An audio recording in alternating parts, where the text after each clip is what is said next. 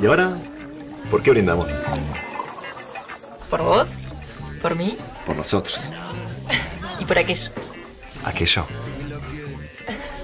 Por mis secretos. Me parece que nos va a faltar bastante más vino entonces. Ah, bueno. Pero qué casualidad. No esperaba verte tan pronto. ¿Se conocen? Sí, claro. No, acá hay un error. Me estás confundiendo. ¿Cómo que no? Si estuvimos hablando ayer toda la tarde. No, me estás confundiendo. Acá hay un error. Ningún error. O sea, la foto no miente, Agustín. ¿Sos vos? Te digo que me estás confundiendo. Ese no soy yo. A ver, Mr. Negación. ¿Sos vos? ¿No? Vinos Rosés. Ya no hay más secretos.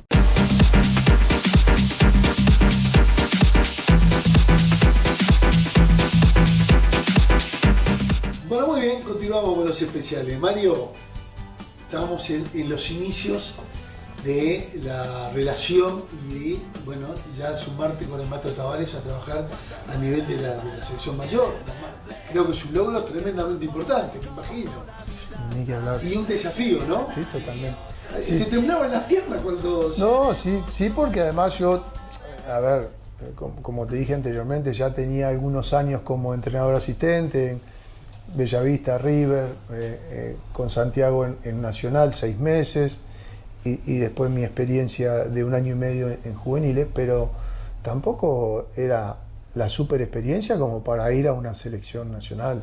Entonces, sí, obviamente, más allá de la confianza que uno puede tener en sí mismo, era un peso pesado el que se venía ahí, y bueno, pero estaba muy claro todo, el maestro ya, la verdad, tenía muy claro todo lo que quería hacer, sobre todo con la organización de las selecciones juveniles e intentar esa actividad permanente de las selecciones juveniles para que no sucediera lo que estaba sucediendo antes de ponerse a entrenar 2 meses para ir a competir.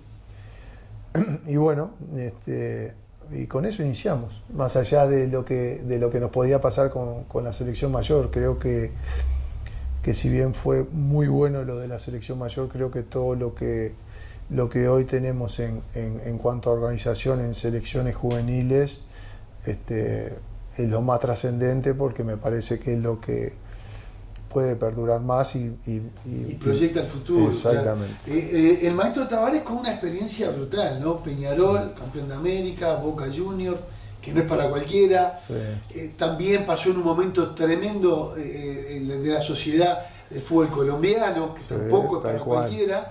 Después se va a Europa y dirige nada más y nada menos que el Milan, entre otros equipos, Cagliari. Esa experiencia, bueno, ya había pasado por el Mundial del 90. O sea, todo ese recorrido, esa vasta experiencia, le sirvió para decir, bueno, ¿dónde estamos parados? ¿Qué es lo que hay que hacer? Sí. ¿Qué es lo que hay que cambiar? Porque el fútbol uruguayo tenía una matriz que no daba para más. Ya había caducado esa matriz y había que cambiarla.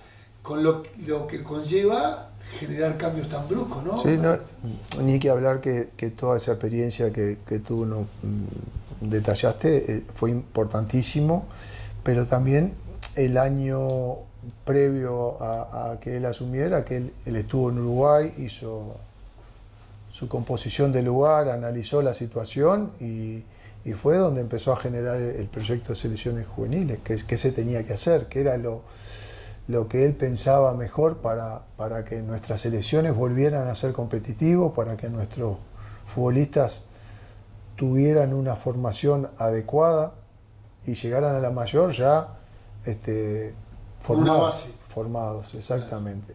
Y bueno, y así fue, y así, si bien fue duro porque había que arrancar de cero, ¿sí? Convencer a los dirigentes y convencer a los clubes de que... ¿Eso fue lo más difícil en el arranque? Fue lo más difícil, sí, pero también hubo muchos clubes que lo apoyaron, otros que lo fueron apoyando con el tiempo y creo yo que terminamos ya sin inconvenientes, o sea, todos sabiendo qué es lo que se estaba haciendo, qué era beneficioso para los futbolistas, para los clubes y para las selecciones, que terminó siendo beneficioso. Y bueno, y yo creo que hoy ya están dando, hoy ya no se cuestiona que los jugadores vayan o no vayan a las selecciones juveniles a entrenar. Y bueno, ahí se puso también en la balanza. Para nosotros era muy importante que los jugadores entrenaran todas las semanas con la selección, pero también era muy, muy importante que se desarrollaran en el club, porque la mayor parte del tiempo iban a estar en el club. Entonces, si un jugador tenía la posibilidad de jugar en primera, no hay ningún entrenamiento que nosotros en la selección le podamos dar que la experiencia de jugar en primera. La competencia misma, claro. Entonces, eso también nosotros lo pusimos en la balanza y no nos cerramos. No, tiene que venir a la selección, no. Tiene que venir a la selección, sí, a entrenar o cuando haya competencia internacional, que fue una de las cosas que más hincapié hicimos nosotros, empezar a conseguir amistosos internacionales para nuestras selecciones juveniles para que empezaran a crecer, ¿no? Como factor de crecimiento de la competencia internacional. Al inicio fue difícil, como fue difícil también para la mayor, porque agarramos un Uruguay que no era competitivo y bueno, los rivales que aparecían al inicio no eran de mucha trascendencia, pero nos empezó a servir para generar una imagen y bueno, y hoy se puede decir que la mayoría de los equipos quieren jugar contra Uruguay, cosa que no se daba antes. Claro, Mario, a ver, no si era competitivo, estamos totalmente de acuerdo que era así en aquel momento. Ahora, que es raro, ¿no? Porque uno dice, pero ¿cómo Uruguay cuna de futbolistas? Porque acá permanentemente van apareciendo y hoy, por ejemplo, cualquier equipo menor tiene uno o dos futbolistas que van apareciendo de cualquier equipo, la A, la B, la C, ahora hasta la D, siempre aparece porque es lo que tiene Uruguay, ¿no? Un semillero que, sí, o como dicen algunos de los más veteranos, la cantera inagotable. Ahora, no querían jugar las principales selecciones, los principales equipos del mundo no querían jugar con Uruguay, estaba devaluada porque al no haber una buena organización, al no haber seriedad, si no hay buena organización, mucho menos va a haber seriedad. Y bueno, y a veces los futbolistas mismos están equivocados en el rumbo, ¿no? Que puede pasar, más allá de las condiciones. Futbolistas con condiciones siempre hubo, pero bueno, ayornarse a un nuevo camino, a un nuevo proyecto, a nuevos desafíos era lo más complicado. Ese fue un lindo desafío que tuvieron ustedes, ¿no? Sí, el más grande quizás. A ver, lo que teníamos que intentar lograr era una muy buena organización que cobijara a esos futbolistas también. O sea, en años anteriores los entrenadores y los futbolistas estaban bastante desprotegidos con la mala organización que había. Entonces, a veces se entendía, en algunos casos se entendía ese por ahí deseo de no venir, o porque realmente la organización no les daba garantías. Entonces, lo que nosotros intentamos, si bien les pedimos el compromiso, también fue acompañar ese compromiso con un respaldo organizativo que les hiciera ver a los futbolistas que nosotros estábamos atrás de ellos, los íbamos a apoyar y le íbamos a intentar mejorar la organización que tenía la selección. Y bueno, de a poquito, no fue todo de una, pero de a poquito se fueron mejorando un montón de cosas, condiciones de viaje, la concentración, un montón de cosas, las condiciones para que ellos, que tuvieran ellos cuando venían a jugar, los partidos, las condiciones en las que tenían que llegar. Todo eso se fue mejorando de a poquito y bueno, todo pasó también por algún logro deportivo que fue ayudando, es una realidad. Mario, y con el tiempo los futbolistas mismos se fueron dando cuenta que la cosa venía en serio, que había un respaldo, que había una organización, que había un proyecto, y bueno, pero lo más importante es que cambiaron la matriz del fútbol uruguayo, que no existía, estaba devaluada. Ese fue un mojón importantísimo. Sí. Convencer a los futbolistas y comprometerlos, ¿no? Sí. Eso fue lo básico, lo más importante. Porque después con el tiempo viene la depuración. Es un poco la función del entrenador. qué es lo que el entrenador tiene que lograr, sea el deporte que sea, qué tiene que lograr, convencer al jugador, que el jugador le crea. Si el jugador te cree, se va a alinear y va a ir atrás tuyo a donde sea. Y eso fue un poco lo que nosotros teníamos que lograr, pero lograr convencerlos con hechos concretos, confirmando lo que le decíamos, hablando claro y siendo muy respetuosos de cada uno. Eso fue lo más importante. Y bueno, y después tuvimos el mismo retorno, fue así, o sea, nosotros le creíamos a los jugadores también. Jugadores inteligentes que interpretaran la idea, que interpretaran lo que pretende el cuerpo técnico. Sí, claro. Fundamental. Totalmente, totalmente. Pero sobre todo, ese deseo de venir, de querer estar, y a veces hasta sacrificando cosas individuales o aspectos individuales en pos de lo grupal de la selección. Hasta el día de hoy. Hasta el día de hoy. Sin ir más lejos, en época de pandemia nos encontramos con equipos italianos o españoles que no querían que los jugadores viajaran y nuestros jugadores, no, yo voy igual. Y corriendo riesgo de que el club tomara represalias, como en algún caso tomó y los multó. Y entonces, ese tipo de cosas son muy valiosas, muy valiosas. Que está bueno lo que contás, porque los futbolistas querían venir porque, bueno, valoran y consideran a la selección en primer lugar. Pero a su vez, el respeto que se han ganado ellos en el mundo tiene mucho que ver el trabajo a nivel de selecciones, ¿no? Sí, entonces, ¿qué pasa? La selección te cotiza. Totalmente. Si es competitiva, si compite con los equipos más importantes, las selecciones más importantes del mundo, cotiza, entran en la consideración, que es lo que pasa hoy día con el futbolista uruguayo. Pero eso es lo que fue el factor que nosotros tuvimos que hacer y convencer a los clubes de por qué era tan importante la actividad permanente de selecciones juveniles. Por todo esto, porque el jugador va a crecer, se va a valorizar, se va a beneficiar el jugador, se va a beneficiar el club. No es lo mismo que de Europa vengan a ver a un jugador que tiene 2 partidos internacionales con 20 años que tenga 40. Claro.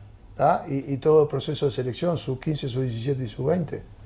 No es lo mismo. Entonces, en la medida que se fueron convenciendo por eso te decía, con resultados, o sea, finales de sub-20, finales de sub-17, torneo panamericano, torneo campeón sub-20, eso ayuda también. Tremendo el trabajo a nivel de selecciones juveniles, fue tremendo.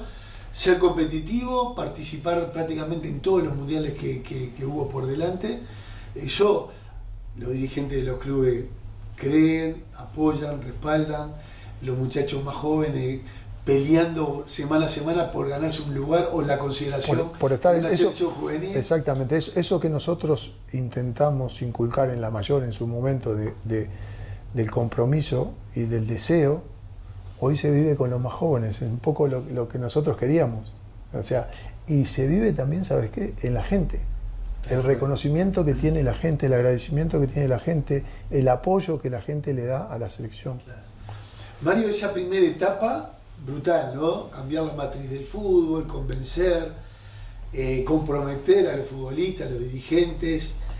Algunos quedan por el camino con más nombre, con más condiciones, menos, pero quedan por el camino porque no se avienen a la idea, al proyecto, a la propuesta.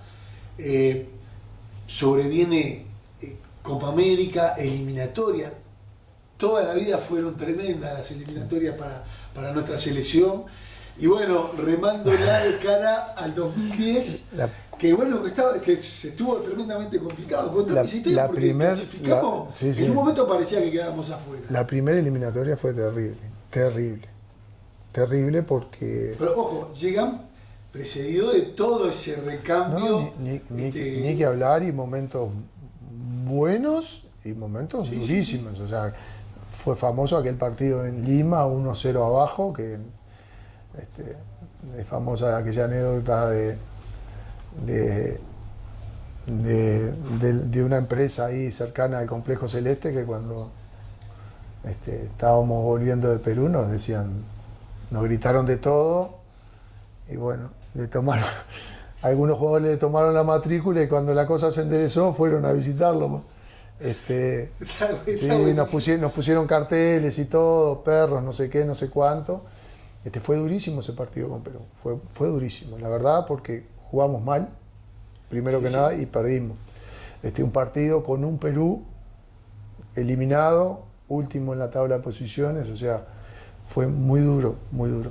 Y bueno, me acuerdo también que enseguida que terminó ese partido, el maestro dijo, bueno, el duelo lo hacemos hoy, ya mañana, nos tocaba partido en casa. Y bueno, y ahí un poco la fuimos remando hasta que llegamos al repechaje, pero fue durísima. En el caso mío, porque era, bueno, la primera eliminatoria y fue una tensión impresionante.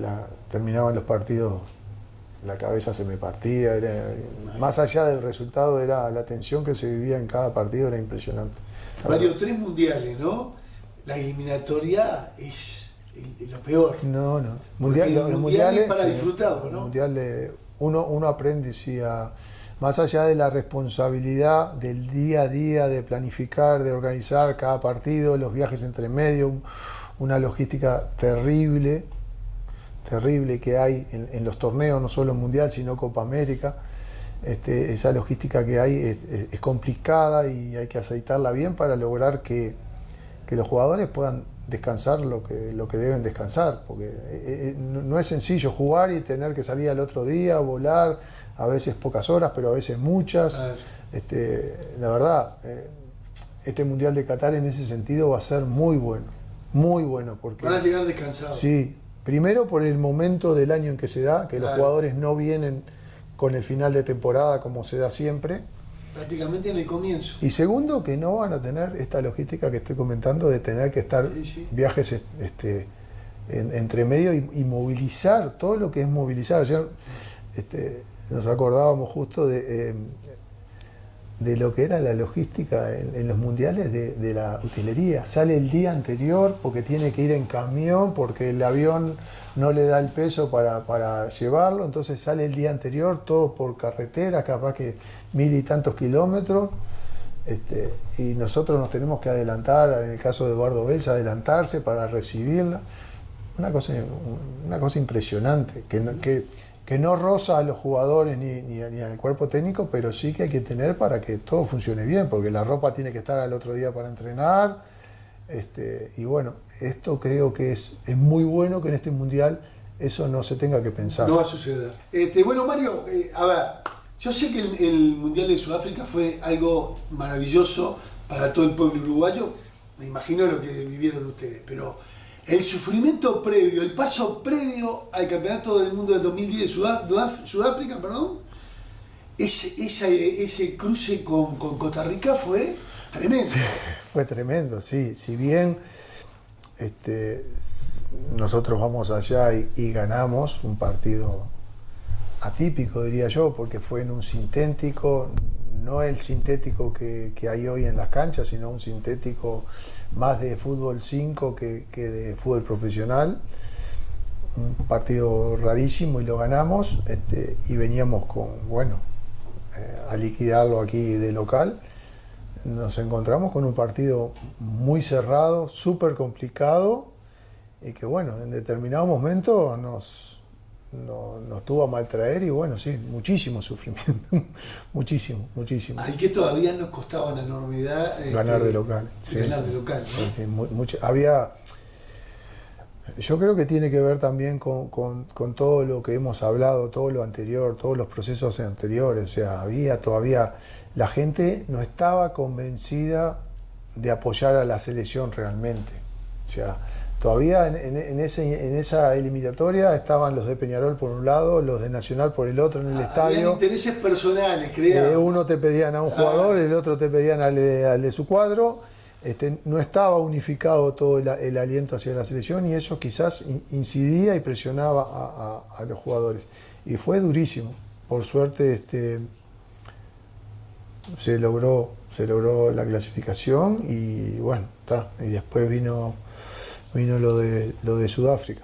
Eso fue fantástico, fantástico. Terminó muy bien, sí. Porque podía haber terminado mejor. Si hubiera VAR, capaz que podíamos haber estado en otra todo ese posición. trabajo previo al Mundial se termina cristalizando porque el grupo se fortaleció, los más jóvenes se unieron a los más grandes. Un desafío que bueno, que los puso de cara a por qué no pelear el campeonato. Sí, la verdad que nos fuimos consolidando a medida que fueron pasando los partidos. Había pocos jugadores con experiencia mundialista, salvo Diego, Sebastián y no sé si, creo que ninguno más, no sé si Russo, si había estado en Corea, no me acuerdo, no había estado. No había estado. No, creo que solo 2 jugadores con experiencia mundialista, entonces... Pero ya hay liberados, ¿no? Ya hay liberados. Sí, estábamos liberados. Era un disfrute, yo me acuerdo que hablaban de vivir el momento, disfrutarlo. Sí, lo teníamos claro, fue muy buena también la preparación, fue muy bueno la organización, el buscar el lugar de concentración, estuvimos muy bien ahí, teníamos todo, se podía entrenar, se podía descansar, los jugadores realmente lo pasaron bien y había, obviamente cuando los resultados ayudan, siempre el ambiente es bueno, ¿no? Y se generó ahí una energía que en determinados momentos nos jugó a favor realmente. Sí. Mario, 3 mundiales clasificaron ustedes en ese proceso espectacular. ¿Ese fue el mundial que estuvimos más cerca de poder acceder a jugar la final por lo menos? Sí. Por cómo se dio, ¿no? Por cómo se dio fue el que estuvimos más cerca, sí, porque además en aquel partido con Holanda, si bien sufrimos muchísimo con el partido histórico de Ghana, creo que hubiera sido una injusticia por todo lo que sucedió, que nosotros no pasáramos ese partido. En el caso de Holanda, me parece que no me quedó esa sensación durante el partido y post partido, pero bueno, con el paso del tiempo uno fue viendo algunas situaciones en el juego que me hicieron ver que en ese partido fuimos muy perjudicados, sobre todo por decisiones arbitrales, y eso nos hubiera permitido estar quizás un poquito más arriba. Claro, porque como que no tenían en cuenta Uruguay y después se fueron dando cuenta que era un rival de riesgo para las pretensiones de FIFA. De hecho, terminamos ahí jugando con grandes selecciones, siendo competitivos totalmente con esas grandes selecciones que no querían jugar con Uruguay, ¿no? A partir de ahí y después de lograr la Copa América el año siguiente, ahí yo creo que la imagen de Uruguay ya se consolidó, la posición en el ranking FIFA, todo eso hizo que Uruguay tuviera el sitial de privilegio que en algún otro momento tuvo. Además, en el ranking FIFA, después que se adquirió una zona de privilegio, sí, nos mantuvimos. Como que no se perdió más esa zona. Sí, y eso no es porque sí, hay un mérito, sí. Es el trabajo, es lo que se ha potenciado, lo que tiene que ver con lo futbolístico de la selección y el nivel que ha mostrado en las competencias internacionales. Y logramos una continuidad. Nosotros era primordial, como también en selecciones juveniles de la competencia internacional, era primordial también utilizar todas las fechas FIFA que hubiera para competir internacionalmente. Claro. Como hablamos hoy, con rivales quizás de menor valía al inicio, pero ya después sí, consiguiendo partidos realmente de mucha valía que nos sirvieron muchísimo. Tal cual. El tiempo se va volando y es para hacer un programa de varias horas, pero ese mundial aparecieron figuras rutilantes, ¿no? Porque Müller atajó, Godín y Lugano fueron 2 monstruos ahí. Yo decía el gran capitán por Diego Lugano, hoy lo es Godín, pero aparece Cavani, no era titular, y aparece en el mundial con esplendor, Suárez, pero ese crack uruguayo para el mundo, como me gusta decir a mí, Diego Forlán, a plenitud, ¿no? Con Mario Pichichi, bueno, y se termina convirtiendo en el mejor jugador del campeonato. Yo creo que, el hecho de no haber podido estar en la final que nos hubiera encantado. La posibilidad que tuvo Diego de ser elegido el mejor jugador, nosotros fue como decir, bueno, algo bueno hicimos. Obviamente que el mayor mérito es de él, porque lo hizo él individualmente, pero bueno, creo que también merecido porque significó mucho en el equipo, pero también en la imagen de la selección. Diego era un poco, en ese momento era, si uno tenía que hacer un prototipo de jugador que quería, de perfil que quería, de jugador de selección, Diego reunía todas las condiciones, o sea, llenaba todos los casilleros, por su calidad, por su profesionalismo, y bueno, y ahí a nivel mundial lo demostró. Qué bueno, ¿no? ¿Cómo lo definirías? Fue una ayuda muy grande para nosotros, para todo lo que vino después, para nuestras selecciones juveniles, ¿no? Porque los nuestros estaban mirando esos jugadores. ¿Cómo lo definirías a Diego Forlán? Lo que pasa es que, a ver, como jugador no está más que claro lo que es Diego. Pero creo que como te lo definí recién, un deportista que habría que imitarlo. Habría que imitarlo. O sea, si hay que imitar a un jugador, creo que Diego es el jugador que hay que imitar. Qué bueno. En todo, es decir, no es tan sencillo tener la calidad que tiene él, pero en todo lo demás, sobre todo. Y bueno, pero te toca hablar, te hablo de Forlán, hablamos de Forlán, pero hablame de lo que significa Suárez y Cavani en todos estos años que estuvieron al lado de ustedes, que lo veían en el día a día, que jugaron los 3 mundiales. Fíjate que Eddie y Luis se juntaron con nosotros en el 2007, selección sub-20 que va al Mundial de Canadá. Ahí con 19 años empezamos el camino juntos casi, porque nosotros recién habíamos arreglado también, pero bueno, Luis ya mostraba cosas, me acuerdo que en aquel momento estaba la posibilidad de que Luis fuera con nosotros a la Copa América y no fuera al Mundial, porque en aquel entonces los jugadores, los equipos no tenían obligación de prestar a los jugadores sub-20 para los sudamericanos, claro. Sí para los mundiales, después ahora ya no tienen obligación de nada, eso nos complica bastante. También nos complica. Porque dependés de la buena voluntad de los equipos que tenés los jugadores para tener el mayor potencial o no. En el caso nuestro, nosotros no somos tanto y necesitamos el mayor potencial para ser competitivos. Y bueno, y ahí el maestro dijo, no, Luis se tiene que ir a jugar el Mundial Sub-20. Ya tendrá oportunidad después de jugar en la mayor. Tenía las cosas claras el maestro. Así fue Luis, fue Eddie, fue Martín Cáceres, los 3. Se fueron a jugar ese mundial que era la generación 87 que se juntaba con la generación 88 que venía a su 17 con Gustavo Ferrín. Estamos con Luis Suárez y no quiero dejar pasar. ¿Fue el momento más triste cuando lo expulsan del mundial de 2014 Brasil? Fue durísimo. Lo sufrieron ustedes como cuerpo técnico, lo sufrió el grupo. Durísimo. Lo sufrimos todos los uruguayos, ¿no? Durísimo. Sí. Yo creo que a ver, cuando me hiciste la pregunta hoy de si Sudáfrica fue el mundial que estuvimos más cerca, yo creo que nosotros en Brasil, después que nos recuperamos de la derrota con Costa Rica y ganamos a Italia y Inglaterra,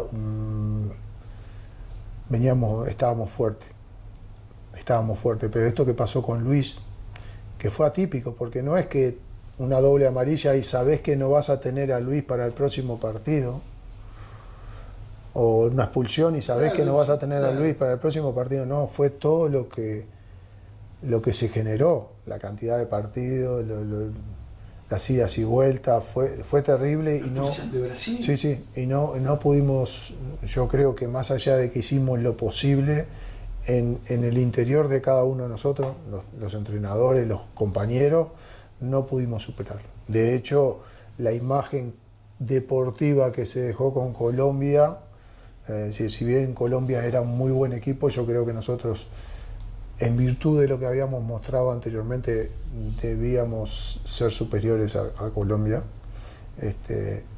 Aún no estando Luis, ya te digo, si bien era una pérdida muy grande, lo que más nos afectó fue el que no estuviera él, pero por todo lo que sucedió, no por la sanción.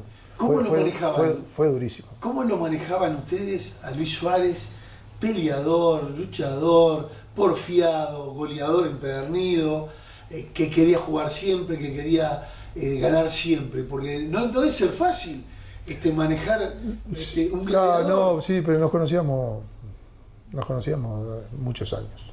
O sea, Ya sabía. de 2007 hasta 2022, 15 años con él. Estuvo más con nosotros que con la familia. O sea, lo conocíamos bien y sabíamos, pero Luis es muy noble, si bien tiene un carácter muy especial, es muy competitivo, no quiere perder a nada, es muy noble. Y a veces les cuesta más entender y a veces menos, pero todo se solucionaba con él hablando. O sea, él te discutía hasta en los picados, o sea, ya.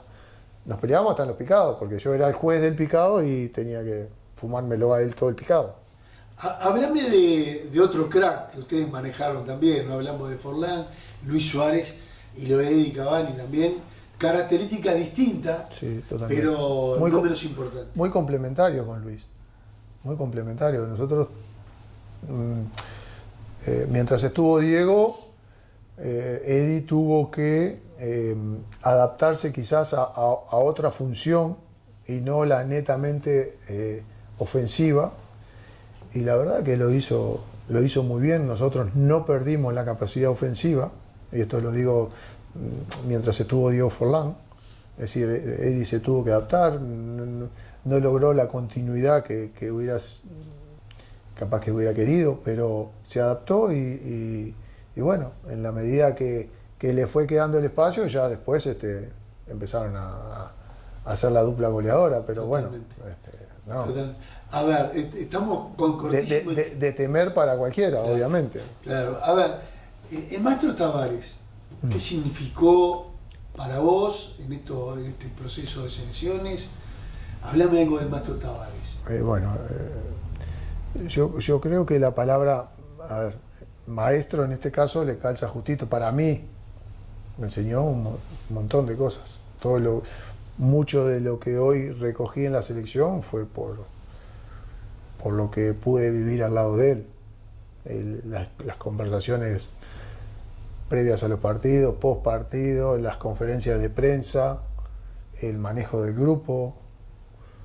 Para mí fue estos 15 años de selección un posgrado. La verdad fue fantástico y a ver, eternamente agradecido. Ojalá él sienta que yo también le retribuí con lo máximo que podía dar. Para mí sería fantástico, pero bueno, yo no tengo más que palabras de agradecimiento y creo que lo que ha hecho, esto de dejar ya esta semillita de las selecciones juveniles sobre todo,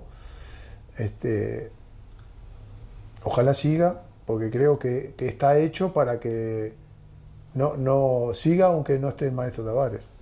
Me queda, la verdad que espectacular, seguiría hablando, nos quedan minutos, pero bueno, no queda tiempo para la anécdota, no tenemos tiempo. Tenemos tiempo, una anécdota que te haya quedado. Sí.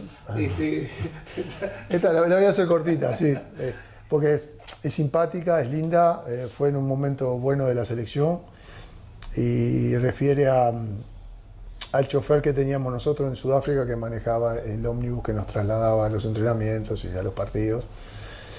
Musa era el nombre, un morenito muy simpático, divino, que bueno, pero no hablaba inglés, no hablaba español, entonces era difícil comunicarse los primeros días, pero bueno, le metimos ingenio y empezamos a comunicarnos y le empezamos a enseñar el español.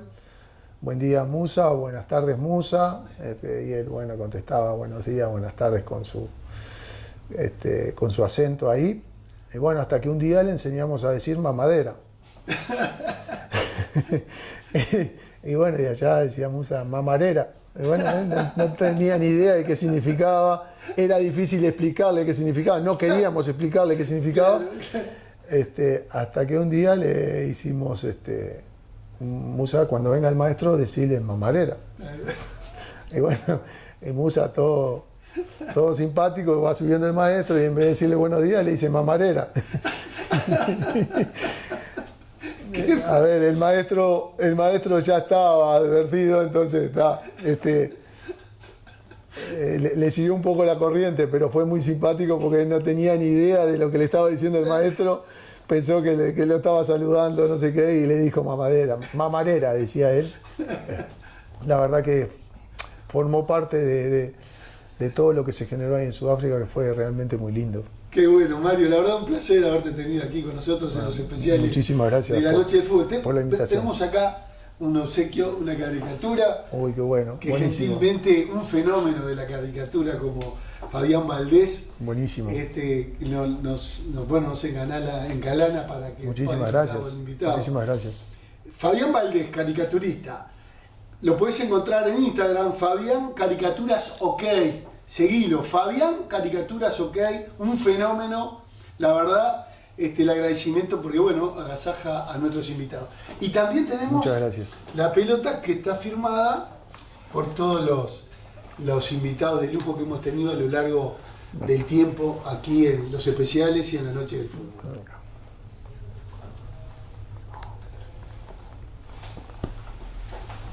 Impecable. Mario, ¿pasaste bien? Divino. Muchísimas gracias por la invitación, la verdad. Daba para seguir mucho No, la gente no lo ve, pero bueno, muchas gracias a todos los que están ahí atrás de cámara. Marcos, Sebastián, unos fenómenos, el chileno, un fenómeno, Luciana Gazarian, nuestra productora, unos fenómenos. Muchas gracias. Quedamos al compromiso para más adelante seguir conversando de esto. ¿Te parece? Amigos, ha sido un gusto. Espero que hayan disfrutado un nuevo especial de la Noche del Fútbol con un grandísimo invitado, como suele decir mi amigo Walter García. Nos volvemos a reencontrar en cualquier momento.